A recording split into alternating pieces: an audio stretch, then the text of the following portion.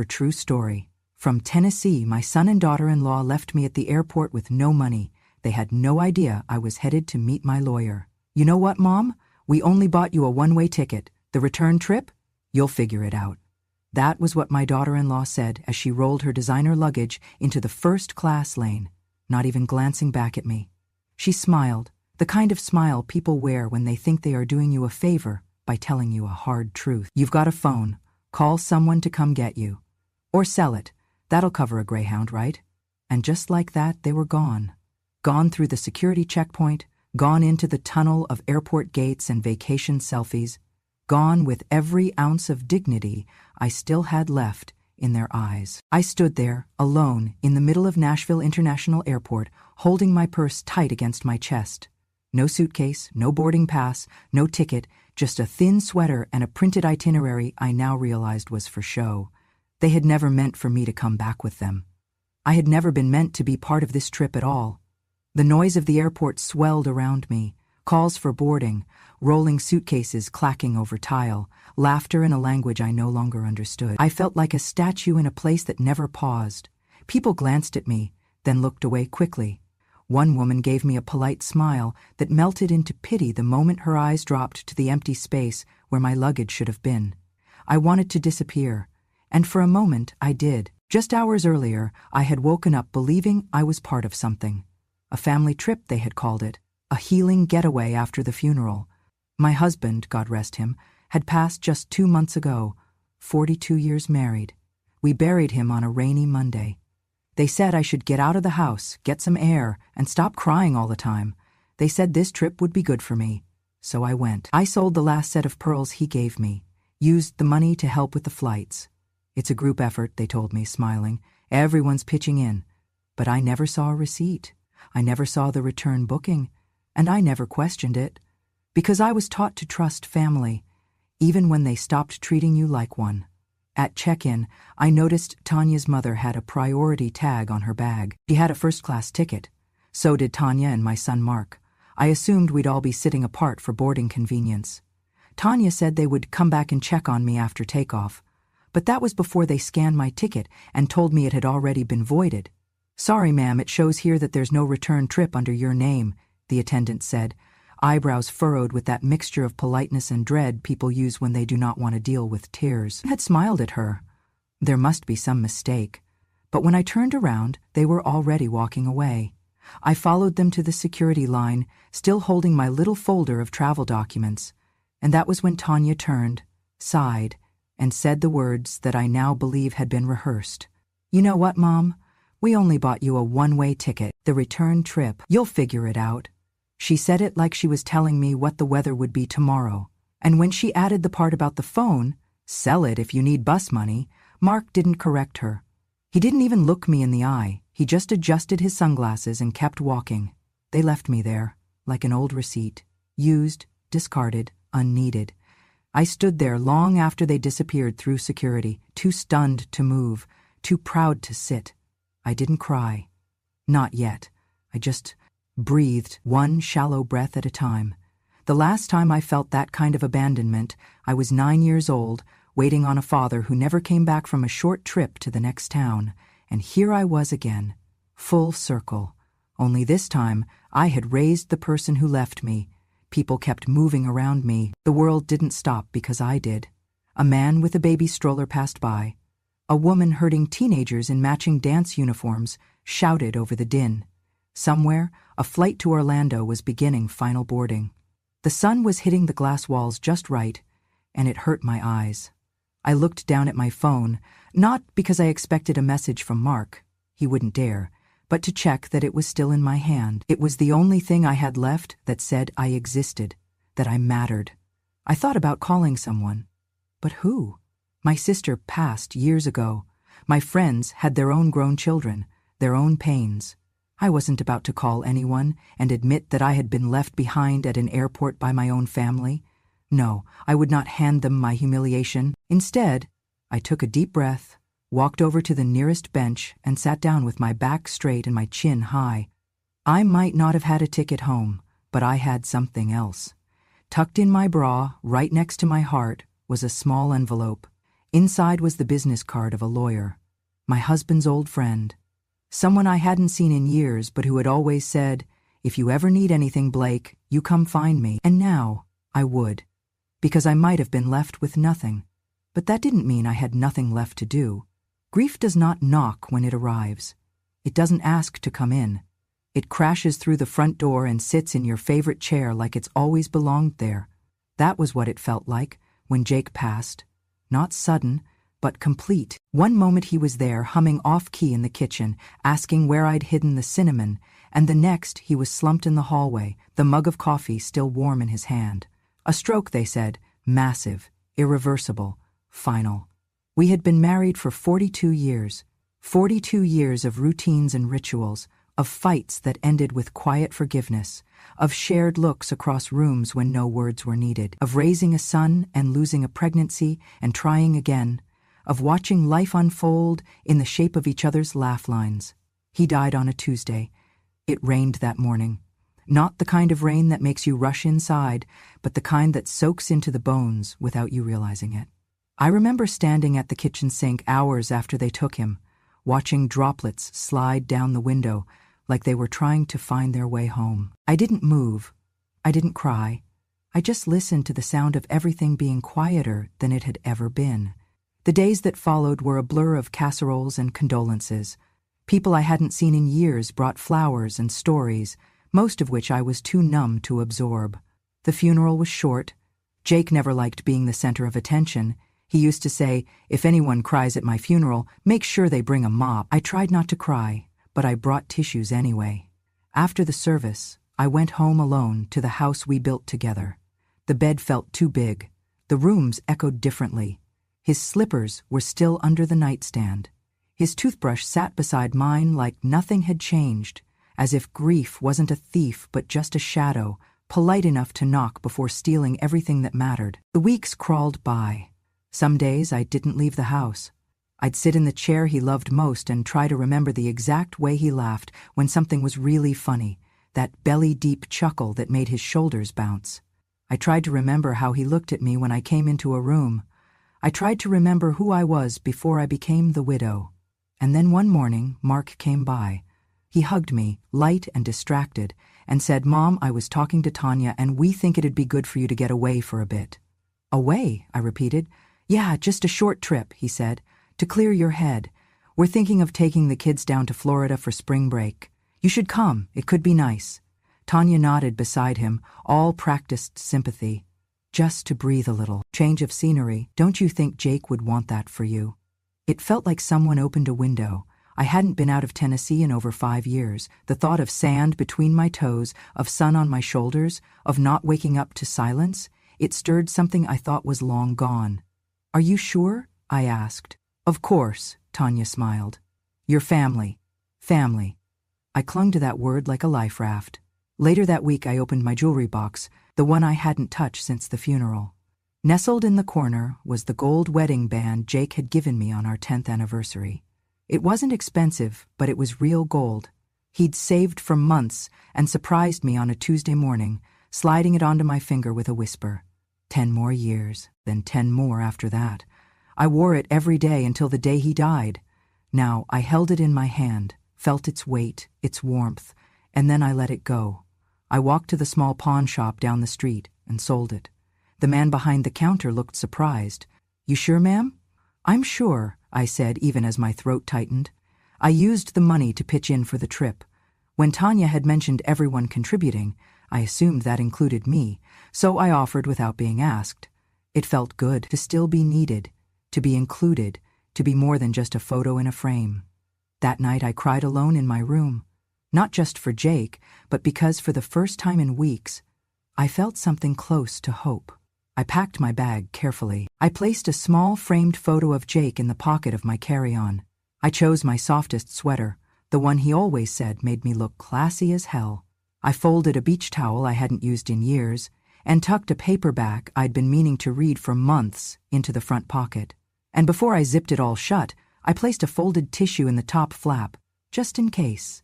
I didn't know that by the time I reached the airport, all of it, the bag, the towel, the hope, would be gone. That the woman I had been, while packing, would not be the same woman left standing alone at gate B22, that I had not been invited out of love or grief or even pity. I had been included for convenience, for what I could give, not who I was. I see that now. But back then, in those days between the funeral and the flight, I believed in the story they told me, that I was still part of the family, that I was still wanted. I was wrong. There is a particular kind of silence that falls when you realize you are not part of the plan. Not forgotten, because forgetting implies accident. No, this is different. This is the realization that someone looked at you, considered you, and still decided you were disposable. It happened at the airline counter. "Ma'am, I'm sorry," the agent said politely, tapping at her keyboard. "There's no return flight booked under your name." I blinked. "I'm with my son's family, Monroe. The reservation should be under Monroe." She checked again, this time with a deeper frown. "I do see a Monroe group, but the return tickets are only for 6 passengers. You're not listed."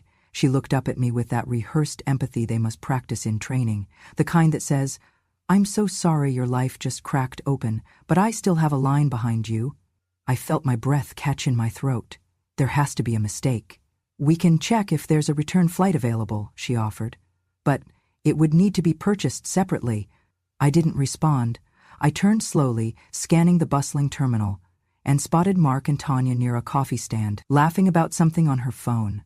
I walked over, still holding my printed itinerary, the edges now damp from the sweat on my palms. "Mark," I said gently, "the agent says I don't have a return ticket. Can you check yours?" He glanced up, eyes darting, a flicker of discomfort flashing across his face before it was replaced by a half-hearted smile. "Oh, right, yeah," he said, scratching the back of his neck. "We figured you might want to stay a little longer. You know, enjoy some peace and quiet." My heart paused. "What?"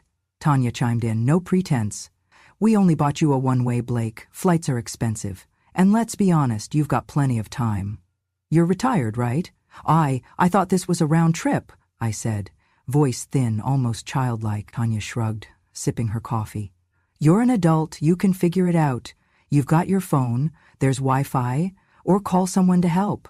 This is a vacation, not a charity drive." I looked at my son. "Mark?" He didn't meet my eyes. "It just made more sense this way, Mom. We thought it'd be good for you to stay a few extra days, maybe even see some friends. I didn't pack for more days." "Well," Tanya said, now checking her nails, "there are stores." I couldn't speak. I just stood there, clutching that worthless itinerary like a shield. I realized then that I didn't have my suitcase. They had checked their bags together at the curbside drop-off. Tanya had waved off my small carry-on and told me, "Let us handle it, Blake. Just relax." It was probably still in the trunk. They hadn't just left me without a return flight. They had taken my luggage, too. "Where's my bag?" I finally asked. Mark looked at Tanya. She looked back at him. Then she said, "We're checking it with ours, but we can get it back to you later if you stay longer." I stood there, stunned. "So I don't have a flight. I don't have my things, and you didn't think I'd need to know that before we got to the airport." "You're overreacting," Tanya said flatly. "You said you wanted to be included. Well, this is how we do things, flexibly." Mark added, "We didn't mean anything by it. You're just so emotional since Dad passed, and we thought this would be easier." "Easier for who?" I asked. Neither of them answered. Instead, Tanya reached down, zipped up her designer bag, and said, "We've got to head to security. Our boarding group's almost up." And that was that. They walked away. No hug, no apology, no recognition that I had been reduced to an afterthought with a boarding pass. I stood there as they moved toward the TSA line, Tanya's heels clicking confidently, Mark carrying nothing but his carry-on and a face void of shame. For a moment, I felt like I was sinking, like the floor under me had given way, and I was slowly being pulled into the kind of loneliness no one ever warns you about, the kind that doesn't come from being alone, but from being discarded by the very people who should love you most. A woman pushing a stroller bumped gently into me and apologized. I nodded but couldn't speak. My hands shook as I stepped away from the flow of travelers and sat on a bench against the wall. I didn't cry. I was too far past tears. Instead, I reached into my purse and pulled out my phone, not to call them, not to call anyone in the family. I pulled up my notes app and typed a single line. "This will be the last time I trust them." Then I scrolled to the contact I had saved under the name J.R. Lawyer. Jake had introduced us back when he was still working. J.R. had handled our mortgage paperwork, our wills. He had always said, "If you ever need anything, Blake, I'll be there." I clicked the number and pressed call. When he answered, I didn't say hello. I didn't explain. I said, "I need to update my will," and just like that, my role changed. I was no longer the forgotten mother on a one-way ticket. I was a woman preparing to reclaim her voice. I looked at the boarding monitor. Their flight was on time. So was mine. It just wasn't headed where they thought. I did not follow them to the gate. I sat on that bench in the airport terminal until their flight disappeared from the departure board, until the loudspeaker announced final boarding and no more messages came through from Mark. Not that I expected one. He and Tanya had likely settled into their extra legroom seats, sipping complimentary orange juice, already posting filtered photos with captions about family time and recharging. But I wasn't part of that caption. Not anymore. I reached into the side pocket of my purse, past the folded tissues, the peppermints, and the hand cream. My fingers found the envelope before I even looked, the one I'd kept tucked away for 6 years. It was something Jake and I called our break glass in case of fire fund. We started it after his heart scare. Just a few $100s at first. Then we added to it, quietly, as we got older. A 50 here, a 20 there. Sometimes 100 slipped in after a tax return. It was never meant for groceries or birthday gifts. It was meant for the day one of us had no one else to rely on and needed to move fast. I unfolded the envelope. $960, 0 cents in cash, still crisp from the bank. It was not much, but it was mine, and more importantly, it was enough. I flagged down a cab at the curb outside the airport, gave the driver an address I hadn't spoken aloud in years, 287 Jefferson Street, Monroe and Wade Law Office. He nodded and pulled into traffic. The cab smelled faintly of pine and something fried. I stared out the window as the familiar streets passed. Strip malls, gas stations, the aging heart of Tennessee where I'd spent most of my adult life. The last time I was at that law office, Jake had just retired. We had gone in to sign our first will.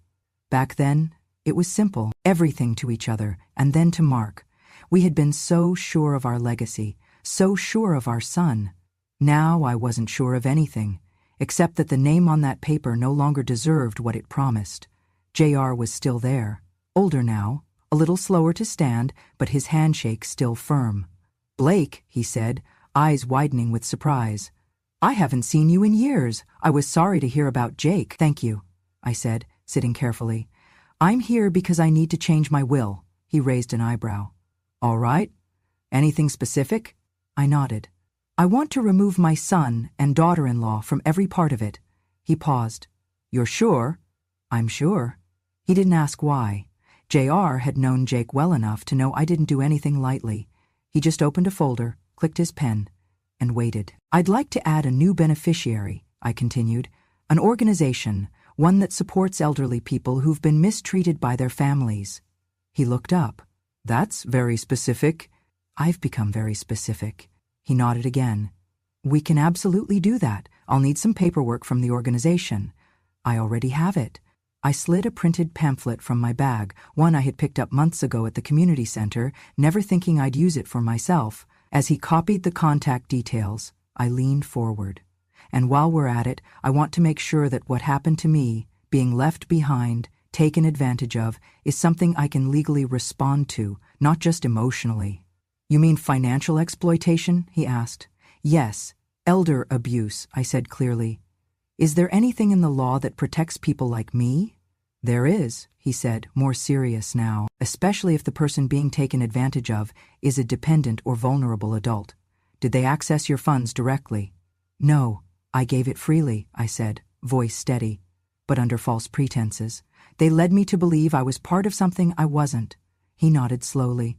"We can explore that. At the very least, I can help ensure they never touch another cent of what's yours." "Good," I said, "because I want this change notarized, effective immediately, and I want it sent to a third-party executor. I don't want anyone in my family touching my affairs ever again." "You got it," he started typing. For the next hour, we went line by line through the old will, name by name, number by number. Every assumption Jake and I had built now dismantled. Not out of spite, but out of clarity. By the time I left, I had a new folder in hand, a new plan, a new understanding of who I could count on. I walked out into the sunlight and didn't feel weak. I felt clean. I flagged another cab and gave them the name of a modest downtown motel. Not where I would stay forever, just for the night. Enough time to rest. Enough time to think. Enough time to remind myself that a woman with no return ticket is not a woman who's lost. She's a woman who has finally chosen her own direction. By the time morning light poured through the thin curtains of my motel window, the paperwork was done. It was official. My son and daughter-in-law were no longer part of my will.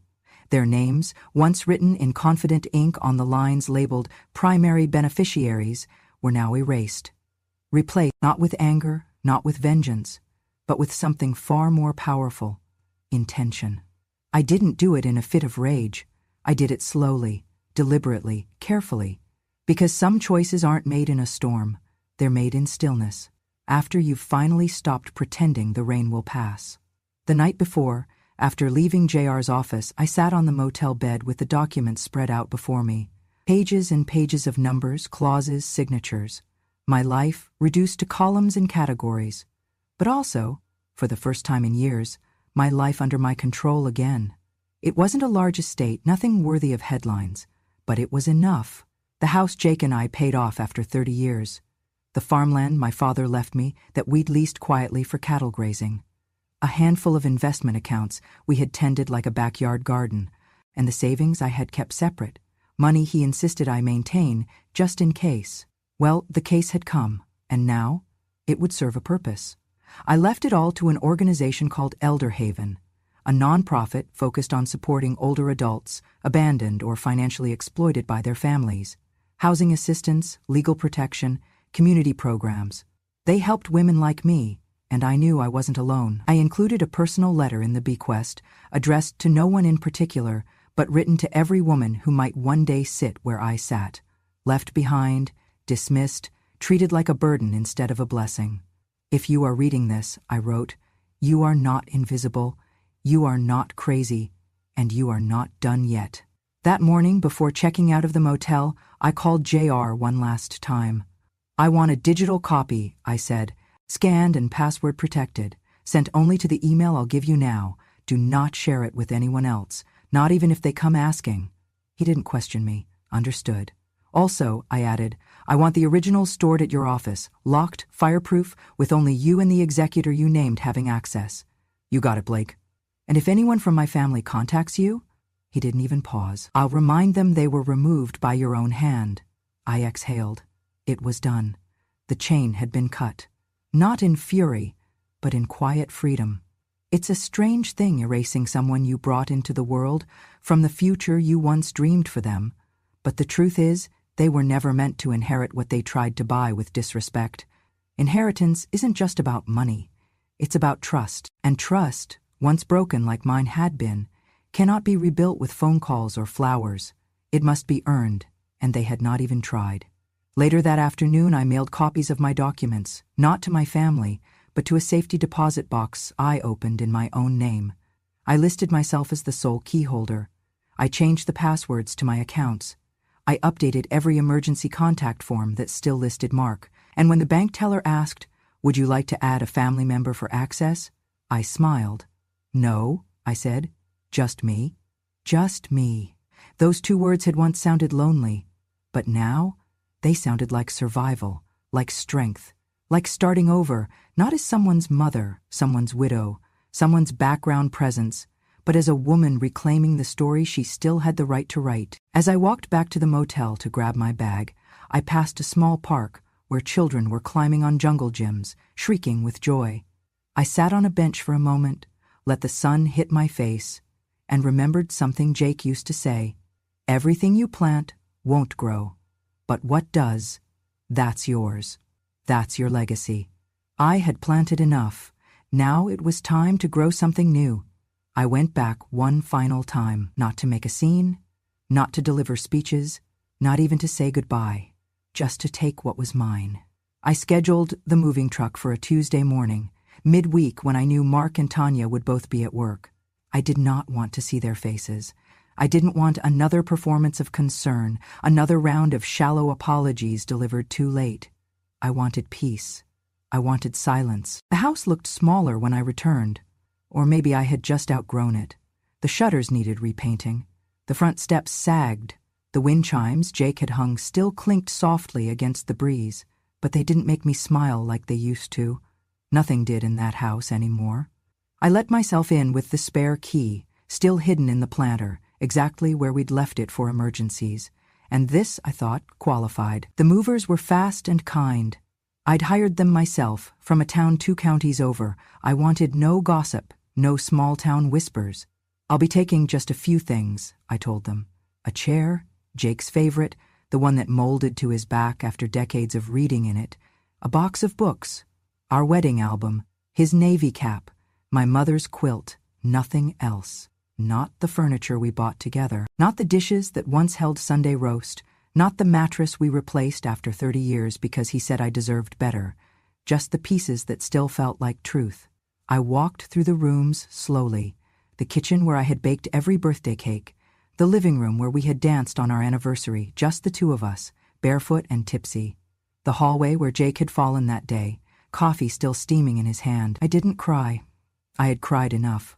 I left the keys in a sealed envelope on the kitchen counter, along with a short note. Don't call, don't ask. I am exactly where I want to be. And then I left. The ride to the new place took under 2 hours, but it felt like crossing into another life. The sign out front read Willow Grove, independent living for seniors with dignity. I had toured it once before, quietly, with Jake. He wanted to make sure we had options, though I told him I'd never leave our home. Maybe one day, he said, grinning, if they have good pudding. Willow Grove had more than pudding. It had sunlight that poured through wide windows, hallways that smelled like lemon and not antiseptic, soft jazz playing in the common room, and people who looked up when you walked in, not through you, but at you. Welcome, Mrs. Monroe, the woman at the desk said, smiling. We've been expecting you. It was the first time in months I'd heard someone say my name like it mattered. I was shown to a corner unit with a view of the courtyard. My boxes were already there. My chair had been placed near the window. On the table was a welcome basket with jam, crackers, and a note handwritten by the director. Thank you for helping us make this place possible. Now it's yours, too. Because what they didn't know, what Mark and Tanya would never know, was that Willow Grove had been funded, in part, by the very donation I made through Elder Haven. My estate was not just a transfer of assets. It was a quiet revolution. I had built myself a place in the world where I would never again be forgotten, where I was not a burden, not a relic, just Blake. In the days that followed, I settled in. I joined the afternoon book circle. I met a retired teacher named Helen who made me laugh so hard I spilled coffee down my blouse. I started attending a watercolor class on Thursdays. I even signed up to lead a workshop on letter writing, something I'd done with Jake every Sunday for years. The best part? At 5:00 p.m., someone always came knocking to say, dinner's ready. Not because they wanted anything, just because they wanted me there. There was a seat with my name on it, and for the first time in a long time, I sat down without hesitation. I wasn't in the way. I wasn't tolerated. I was welcomed. The house I left behind was no longer my home. Because home isn't where you store things. It's where you are wanted. And I was finally home. It took 6 months. 6 months of silence. 6 months of peace. 6 months of morning coffee in the sunroom at Willow Grove, of learning how to sketch birds in watercolor, of hearing my own name spoken with kindness and never followed by a sigh. 6 months of not looking back, and then it arrived, the day I had circled in red on my private calendar, the one pinned discreetly inside my armoire door, notification sent. That morning JR emailed me with just one sentence. Letters have been delivered as of 9:00 AM. I didn't reply. I didn't need to. By 11:00 AM, the phone started ringing. Mark, 16 calls in one day. I watched them come in one by one, the name flashing on the screen of my cell, a name I had once loved so fiercely it nearly unmade me. A name that now only triggered stillness. Calm. I didn't answer. Not the first call, not the third, not the 12th, not the one at midnight. There was no message left, just rings, and more rings, like the frantic pacing of someone who had finally realized the door was locked and they were no longer welcome inside. By the next morning, the email came. Subject line, "I'm sorry, Mom, but at least let us keep the garden." I opened it, not because I expected sincerity, but because I was curious. Curious how he would phrase it. Curious if he'd even understand what had been lost. From Mark Monroe to Blake Monroe. Subject, "I'm sorry, Mom, but at least let us keep the garden, Mom." I don't know what to say. Tanya and I got the letter from the lawyer this morning, and I don't even know where to begin. We didn't think you'd actually go through with it. Look, maybe we were wrong. Maybe we didn't handle the airport thing right. Maybe we underestimated how hurt you were. Tanya says it wasn't meant to feel like abandonment. She just thought you'd prefer to stay a few extra days. I know that doesn't excuse anything. But this, Mom, this is serious. You've removed us from everything. The house, the savings, the land. Even the joint account we used for the kids' school fees has been frozen. I'm not saying we didn't deserve something, but you're cutting us out completely. After everything? After all the years? At least let us keep the land behind the house. The garden. You know the kids helped plant it. You know it means something. We're not perfect, but we're your family. Can we please talk? Just one call. Just 5 minutes. Mark, I read it once, then again, and then I closed the laptop and sat back, letting the words settle. We didn't think you'd actually go through with it. That sentence alone told me everything I needed to know. They thought I was too old, too soft, too desperate to be included. They thought I would bark but never bite, weep but never walk away. They mistook kindness for weakness, and now they were shocked that the woman who once sewed buttons on their coats had the backbone to write them out of the story. But I had, and I would not undo it, because they hadn't just left me at an airport. They had left me behind in every way that mattered long before that. They had chosen comfort over care, convenience over compassion, performance over presence. And now they wanted land? For the garden? That garden they never once asked me to help water, the one Tanya posted about online as her sacred space, but never mentioned my name in once? They could have it. In memory, not in deed, because it no longer belonged to them. It now sat under the care of Elder Haven, whose regional director had already visited the site and proposed turning the land into a therapeutic horticulture program for aging women with memory loss. My land, my choice, my legacy. At Willow Grove, we had a small library. That afternoon, I went there and pulled out a book of poetry. I wasn't even reading it. I just needed the weight of something honest in my hands. Helen, my new friend with the sharp tongue and soft heart, slid into the armchair beside me. "You've got that look again," she said. "What look?" I asked. "The one people wear after they've just told the world who they really are." I smiled. "Maybe I have." She grinned. "Good. That world needed to hear it." I looked down at the email on my phone one last time, reread the closing plea. Just 5 minutes. I thought about replying. One line, something clean, something true. Instead, I powered the phone off. Then I picked up my pen and wrote in my journal. Some things are inherited, others are earned, and some, like peace, are created from scratch. Let them wonder. Let them rage. Let them miss the sound of my voice when birthdays come and go, because I would be here, surrounded by people who didn't expect me to fund their comfort in exchange for their absence, surrounded by names I chose, not those who used to belong, but those who still saw me. I didn't owe anyone a conversation.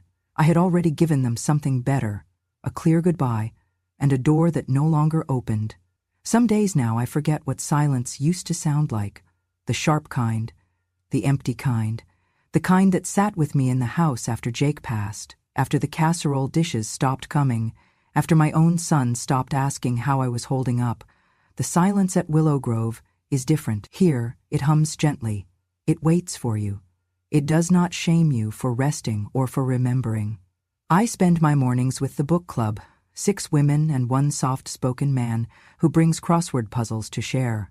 We argue over plot twists, laugh too loud at scenes no one else would find funny, and drink tea with names none of us can pronounce. We belong to one another in the simplest way, by showing up. In the afternoons, I take gentle yoga in the courtyard. My balance is not what it used to be, but no one minds.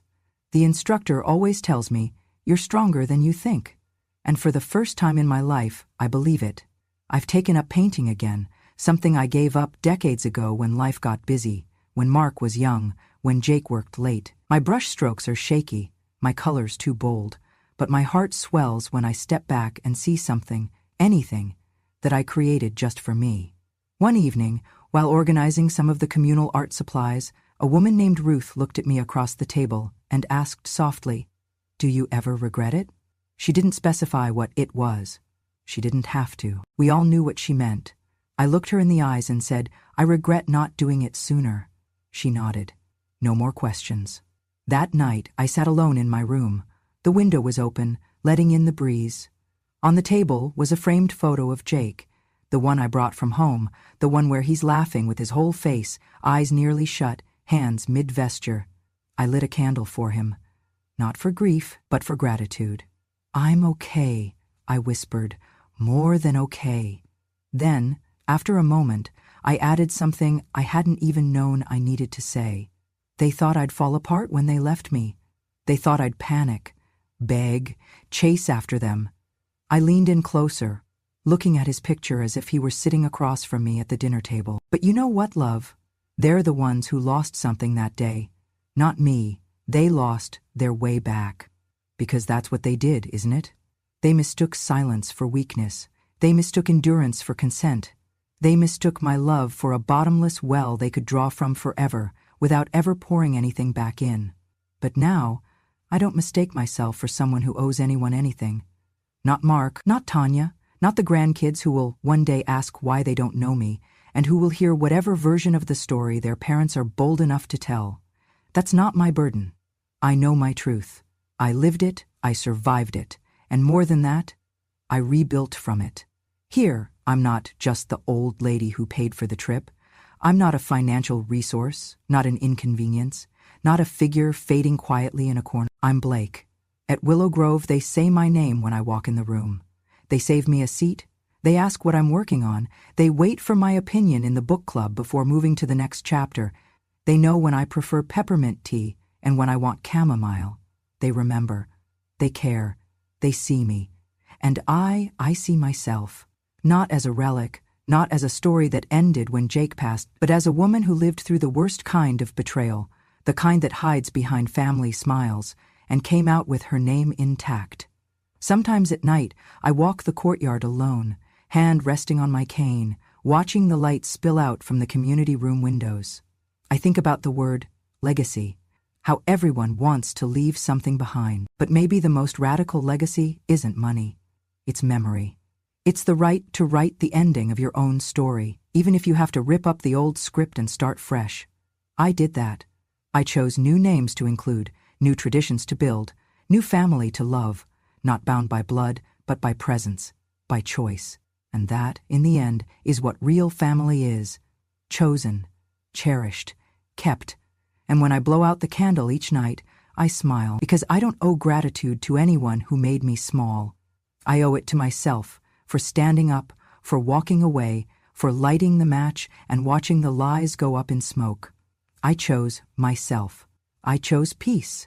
And I chose a new family, one that would never leave me at the gate. If this story made your heart ache, then made it rise again. If you've ever given everything to a family that only remembered you when they needed more, if you've ever been left behind and had to choose yourself just to keep going, then you're not alone. This is Grandma True Stories, where we don't whisper the past, we speak it with clarity, where forgotten women remember themselves, where quiet pain becomes power. So, if you believe that dignity doesn't expire with age, if you believe that being kind doesn't mean being weak, and if you believe that the truth still matters, even if it takes a lifetime to say, subscribe to Grandma True Stories today, because when a grandma finally tells her story, the world listens, and this time, she doesn't get left behind.